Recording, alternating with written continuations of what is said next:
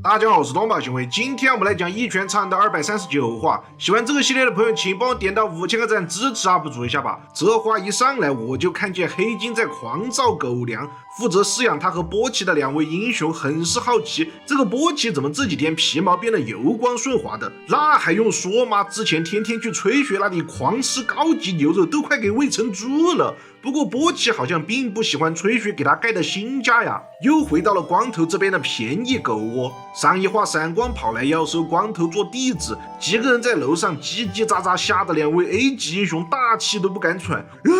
上次是 King， 这回又是 S 级第13位的闪光，这2兄弟以后很难不相信光头是个背景深厚的强大英雄了。过了一会儿，闪光和光头相约来到训练室里面单挑。闪光表示，从现在起限时30分钟，如果你能在这个充满障碍物的房间里打中我一招啊，就算你赢，不然你就要当场磕头拜我为师。光头这边呢，完全就是被迫接受挑战嘛，他只想赶快完事，和闪光划清界限。那么比赛就正式开始了。怎么闪光的面前站了一个画风独特、分辨率还出奇低的光头呀？闪光是吓得一个大滑铲，好悬差点就被光头摸到了。闪光这才想起来，由于光头平时的举止太过随性，以至于他都搞忘了，眼前这个黄不拉几的秃头披风侠可是曾经单手就接住了自己的绝招，并且之前还有传闻说其实是光头打败了那个连自己都望尘莫及的恶狼。这一战闪光若是想取胜，那就必须从一开始就拿出12成的功力啊！说罢，闪光就打出了一套令人眼花缭乱的连招，32文人间大炮，旋风小陀螺，2伏流绝坏，袈裟伏魔功，2伏流水焰，2伏流飞虎脚。总之就是闪光的出拳一招比一招要快，最后整个人都化作成了一道流影。看我的成名绝技闪光拳！这招啊，可是连龙级怪人都能秒杀的超快速绝技哦。可是下一秒，闪光整个人都静止不动了。不对，是他的速度在光头的面前，那和站着不动根本就没有任何区别嘛。整幅画面中只有光头的拳正在飞快地突向闪光，后者直接看见了和杰诺斯当年一样的景象啊，那就是他自己的死相啊。就在这绝命关头，杰诺斯的呼喊声让致命的一拳停了下来，一时间巨大的拳风从闪光的背后扩散开来。杰诺斯见怪不怪地说道：这个刚才有怪人警报响了，这场弟子入门考试那恐怕是要中断了哟。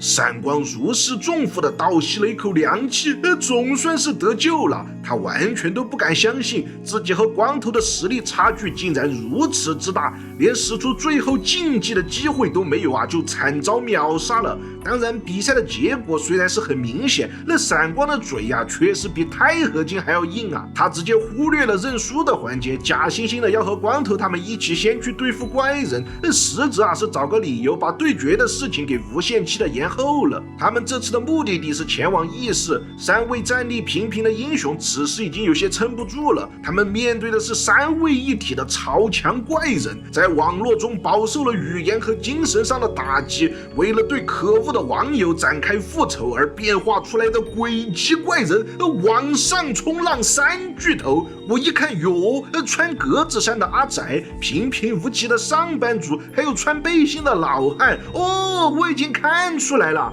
你们几个啊，就是太不注重个人打扮了，才会被疯狂嘲讽的。几个 A 级英雄觉得怪人太过强大了，难以对抗。不巧这时远处居然还出现了落单的平民。金刚和尚刚想提醒平民逃走，3个英雄就被怪人一脚给秒杀了。紧接着冲浪3巨头立马发挥出网络喷子的本色，将矛头转向了刚才的路人。只见这位路人全身一袭黑色的运动装，那看起来是有备而来，即便是头戴连帽也无法遮蔽他身上不断散发出的杀气。他今天啊并不是来打怪人的。一看到正从远处赶来的光头3人组，黑衣人就非常满意的笑道：哎呀，没想到啊，只是出来碰碰运气，还真能遇上你啊，奇遇。我们果然啊是宿命中的对手哦，不出所料啊，此人正是兼备了不俗实力的搞笑角色，曾经被光头打爆了蛋蛋的音速索尼克啊！可是还没等对话进行下去，索尼克就在光头的身边看到了一个熟悉的身影——闪光的弗莱士。他也正用有些吃惊的眼神打量着索尼克，随后闪光的表情逐渐变得阴沉下来，和索尼克打了个招呼，看来他们是老相识了。不过索尼克却是摆出了一副老婆被别人牛了一样的红温表情啊，质问光头道：“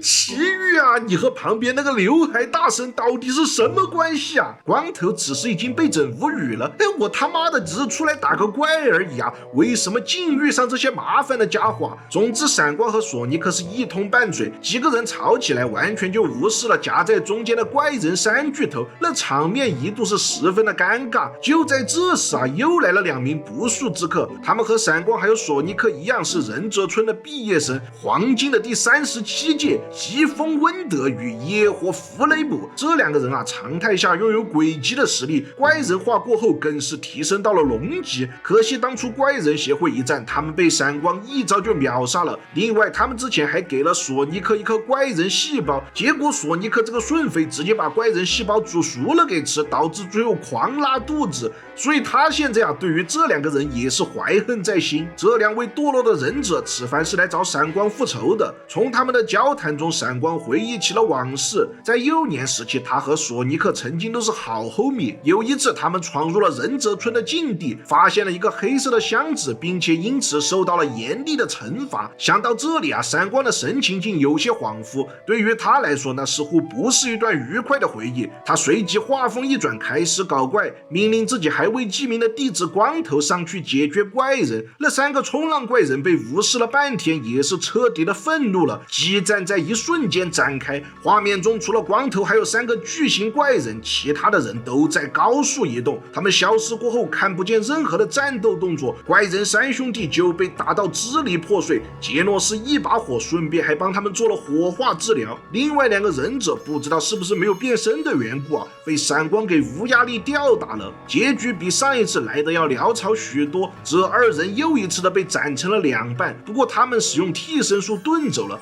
一边逃命还在一边抱怨道：这他妈的闪光升级速度未免也太快了吧！我只能说啊，你们真是有够丢人现眼的。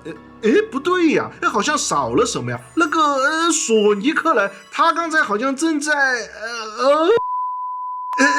好了，这种不露脸的事情啊，不提也罢。光头表示我已经被偷袭惯了。不过这场乱战打完过后，光头的表情却好像有点失落，他不想再被闪光纠缠了，于是主动的答应了帮闪光寻找大眼仔的事情，并且光头对索尼克还有杰诺斯其实都有点烦了。杰诺斯天天的求他教学，索尼克则是不断的违行偷袭光头。光头苦苦哀求道：这样的生活让我太疲惫了，求求你们不要再来烦我了。不料啊，他的话却被3个情商天才给误解为了我的老婆奇遇这是在闹脾气了吗？然后啊，这3个蠢货就开始极为笨拙的说了一些讨好光头的话。我靠，你们这是在哄女朋友吗？光头已经快被这些人给逼疯了。King 呢？你快来救救我啊！这个世界上只有你才是正常人啊，能够和我坐下来打打游戏过普通的生活呀。转过天来，光头就和 King 商量一起去找大眼仔，正好呢 King 之前在山林里遇见过他，然后他们就设置了一个非常简单的咖喱饭陷阱。因为之前在地下的时候，大眼仔说过自己想吃咖喱饭，结果没有费任何的力气，他们就成功抓住了这个恶鬼。连光头自己都忍不住吐槽道：我们只用了3格分机就抓到他了，就问你我牛不牛吧？闪光马上就开始询问大眼仔关于神明的情报，但是后者始终支支吾吾的不愿意透露。没有办法呀，闪光和光头只能先带着大眼仔去往协会的实验室，看看能不能遇到成龙大哥和爆破，像他们或许能问出点关键信息来。不过爆破可是个大忙人，不能对他太抱希望。这剧情进展的未免也太快了吧！不仅成龙大哥在场啊，就连爆破也像个 NPC 一样处在那里。我现在严重怀疑这闪光你就是个笨逼吧？这点破事情调查了这么久，你早点去找奇遇，说不定啊10张图以内，这神明都在准备过头期了。本话结束。